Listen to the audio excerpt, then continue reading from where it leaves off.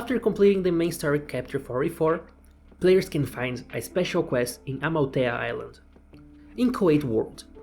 By doing it, you will unlock an entire new side system, fill it to the brim with content, both in gameplay and in narrative. Today, let's talk about the lore of Arcarum, the world beyond.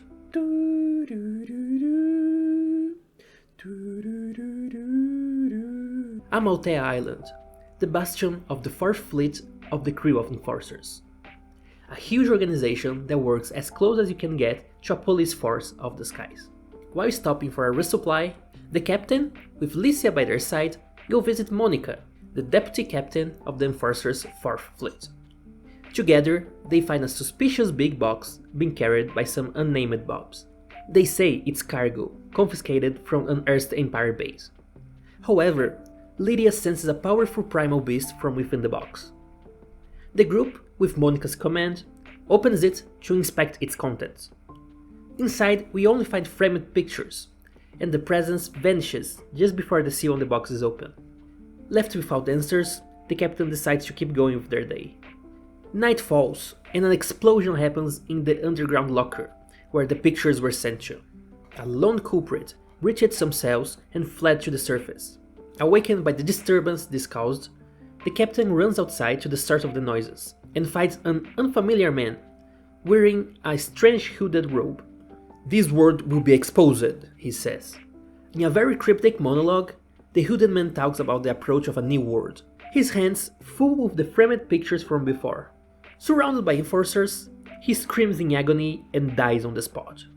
From within his carcass rises a fearsome primal, its powerful aura the same that Lyria felt earlier that day. But he's not alone. Each picture the man was holding also exhaled the aura of a primal beast. 10 in total.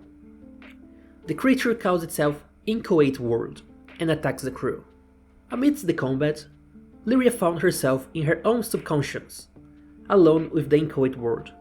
He seems to know something about her, but deemed sharing this information unnecessary. What he does share is his own vision as a primal beast, on his astral creators and his defiance against the current world's god. He, together with the Arcarum, wants to overthrow the creator and create a new world from scratch. The Inchoate World asks the girl in blue, in place of Bahamut, if she will protect this old world or accept her place in the new one. His final words mention the promised land, Sephira. Lydia wakes up, the battle already over. Both the primal and the pictures vanished without a trace. She conveys the conversation to everyone, and Monica explains how Sephira is the name of a mysterious deserted island under the territory of the Menea Empire. Their new destination now set, the captain and the crew of enforcers make their way to Menea. And, in case you forgot, the Menea Empire is the same one where the Goblin War from the Sleeping Island Giant happened. Quick story lesson. Sephira Island, due to its favorable geography, was a highly contested territory during the war. It used to be the home of 3 kingdoms, but now is a wasteland. The Menea Empire declared it as part of their territory. Upon arrival, we meet with General Vision of the Empire, and our collaboration begins. He shares information about how the island still feels the lingering effects of the war, and her population has failed a dozen times already. The Menea Empire took control and blocked it off in an attempt to investigate this phenomenon. On the same night of our fight with the Inchoate World in Amalthea, strange activity happened at the center of Sephira. Everyone agrees that these 2 incidents must be connected, and with some diplomacy, Monica manages to have us join the investigation team. We are given a rundown of the geography of the island, and our exploration begins. Delving from either the mountains of Point Aquila, the forest of Point Bellator, or the bog of Point Celsius, the crew reaches the center of the island, the Sephira Plains. There, they find one of the so-called Arcarum primal beasts, and with it, a mysterious figure, covered by the same robes we saw in Amalthea. Sadly, they manage to get away before the captain can do anything. Each time, the crew finds a different Arcarum and a different hooded figure with it. While considering their options, a soldier brings a report that a sky skimmer of unknown allegiance was spotted leaving the island, and it used a secret entrance. Those hooded figures clearly know more about Sephira Island than we do. the captain is set to explore these new routes. Not finding any new information from the exploration of the new routes, the crew of enforcers and the minion army decide to lock all the entrances and march inward in an attempt to finally confront the mysterious lurkers. As the expedition finally reached the center of Sephira Plains, they heard a familiar voice. "This world will be exposed," he says. The chief from Amalthea, who died in front of us, is somehow alive again. He summons the Inchoate World, and with a burst of light, everyone's surroundings seems to come to a halt, and the scenery is enveloped, transforming into an ashen landscape. Their allies also transported there, but with no signs of the Inchoate World or the Hooded Man, the captain decides to look around. After defeating a powerful monster nearby, the crew encounters a big group of rabbit-like creatures. They look like Mdinas, but are not exactly that. They can talk and seem friendly. They call themselves Mechanicus, and are workers trying to finish the construction of this duplicate world, created by the primal beasts in the image of the Sky Realm. When asked about how to leave, the Mechanicus explain that currently there is no exit.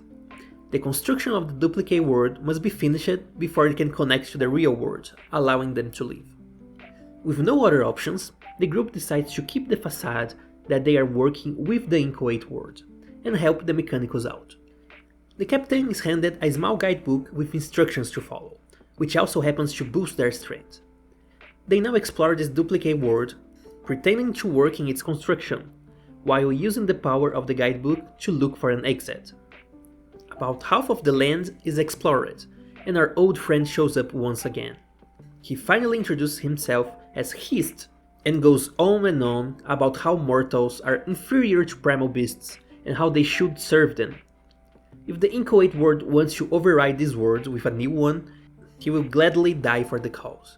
He explains how this world will become more and more like the Sky Realm due to the work of the Mechanicus, and it will eventually envelop the real thing, and that the crew was brought here by the will of the Inchoate World. Each battle the captain had in the duplicate world was collecting combat data, so that the primal could use it to fight against anyone who resists his ascension to godhood. A hit to their morale, but their plan didn't change: keep exploring to find a way out of there. In such a place, it's hard to tell how much time has passed. So, an undetermined amount of time later, something finally changes. A crack in the skies tear open, and the Sky Realm can be seen.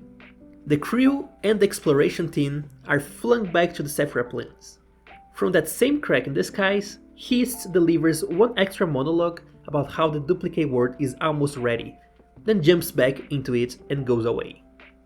Almost being the key word, the group discussed their plan to go after the other Arcarum primal beasts and the hooded figures to gather intel. Meanwhile, in the duplicate world, Hist and all the Arcarum primals come together. The Inchoate World uses the man as crafting material and fuses itself with the entire duplicate world around him, assuming a new form. He orders the Arcarum primals to deal with those who are more troublesome than the creators themselves, most likely referring to the captain and the crew. Once alone, the Inchoate World delivers his villainous monologue, showing that he's actually becoming the oppressor. This is the point in the story where the crew would canonically meet the evoker of their choice and go through their entire recruitment fate episodes. But this is a story for another time.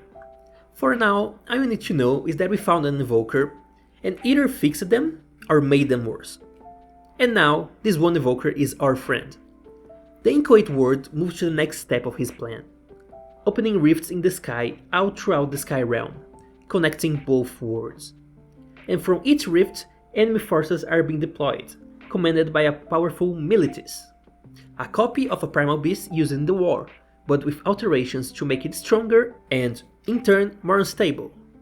While battling to defend the islands is necessary, it is also necessary to put a stop to the invasion by attacking its source.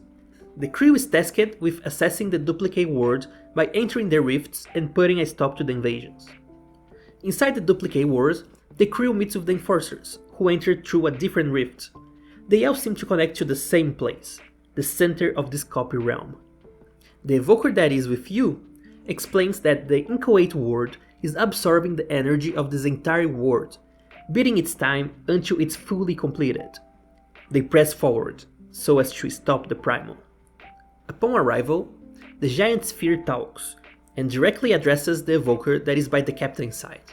It asks why they decided to betray him, and the evoker tells a very moving story that is unique to each character. The respective Arcarum also shows up and swears revenge, seeing as they were once again puppets controlled by a merciless master.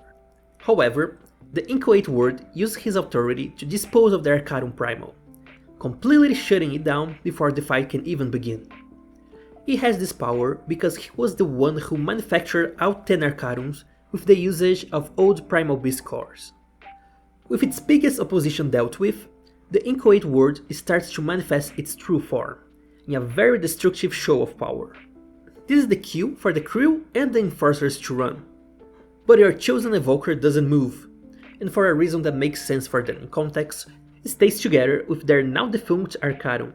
Both the evoker and the Arcarum are consumed by the ever-growing expansion of the Inchoate World.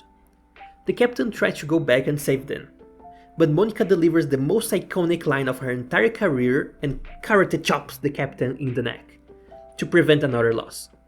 Sometime later, the captain wakes up in a frontline base of the enforcers. The Inchoate World has manifested in the Sky Realm and is growing by the minute. It's already the size of an island. Meanwhile, inside the Duplicate World, the evoker is stuck inside a dream, or more specifically, a nightmare. They relive their traumatizing past, very sad scenes, etc. Luckily, the Arcarum shows up just at the right time when the evoker was at the brink of losing their sanity and brings them back to reality. When they break the illusion they were locked into, the evoker manages to seize a portion of the Inchoate World's power. This power-up gives them a slight part of the godlike powers the world has in the Duplicate World. This is why they get some sick new looks. They proceed to confront the Inchoate World once more, and this time they can actually fight back. Feeling like he was being cornered, the Primal decides to eject the evoker and the Arcarum off the Duplicate World. After recovering from a free fall towards the bottom of the skies, they are rescued by the Grand Cipher. Now together with the crew once more, it's time for the final confrontation. The Inchoate World sees the constant defiance of the crew as the final trial he must overcome to become the god of the new world. The battle begins after one last villainous monologue. After defeating the world in Replicard Sandbox with the evoker in your party, the saga is finally over. The sphere is gone and the Inchoate World is no more. After this, each evoker has a prologue, going through its own story and narrative. But that is a tale for another time. And that's it for this video, thank you all for watching. This is the first entry in the Lore Digest series, where I try to explain an entire event or storyline into a single condensed version. Well, maybe not so much condensed, but this is still faster and quicker than reading the entire thing. You also skip the grind. Let me know what you think of this format in the comments, and also what stories you would like to see in this format in the future. Anyway, this was Ducky, and I'll see you all later.